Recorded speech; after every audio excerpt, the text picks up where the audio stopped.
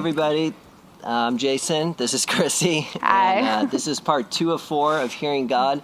And I am with one of my favorite people. I know I shouldn't say favorites, but Krissy's been a spiritual daughter to my wife and me, and has been an incredible gift to the church in Isla Vista. She really serves in a role of like a prophetess, just hearing God. I know those terms are weird for some people, but it's just like a pastor, teacher, evangelist.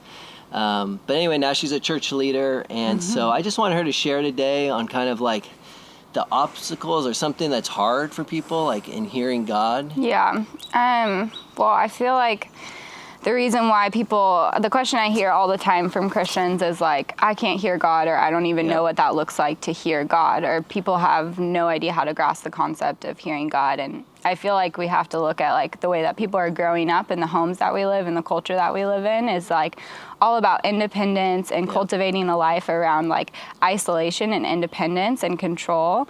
And like, I feel that because we aren't being taught that in the church, like how to draw near to like people, it's like there's a history of them not being able to draw near to people. So then we don't know how to draw near to God in expectation that we're going to hear something because we've never learned how to draw near to people, because we're taught to like draw away from people, create your own life, control your own life, like go after your own life. And so then we have this concept of God that I can't draw near to him, let alone why would I be able to hear from him?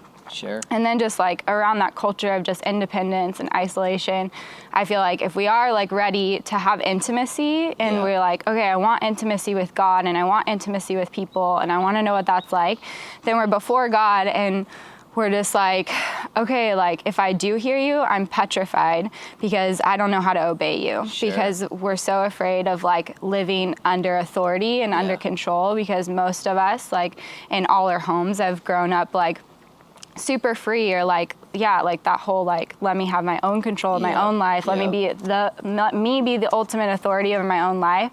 So then the idea of like submitting to someone and saying like you have control and I'm so willing to hear what you say is like really scary.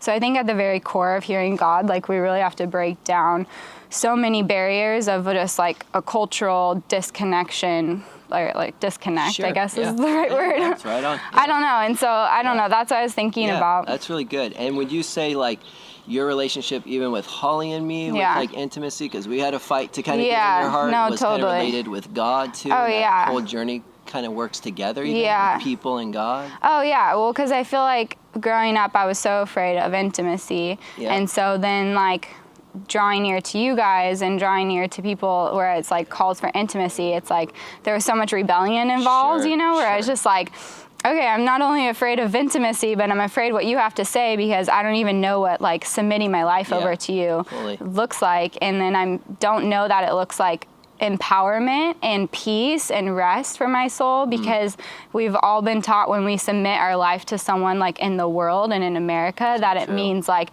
someone else is going to control you for their benefit. But God's like, no, I want to take authority over you for your benefit. Like he's like, I'm such a good father that like if I take control of your life, it's going to benefit you.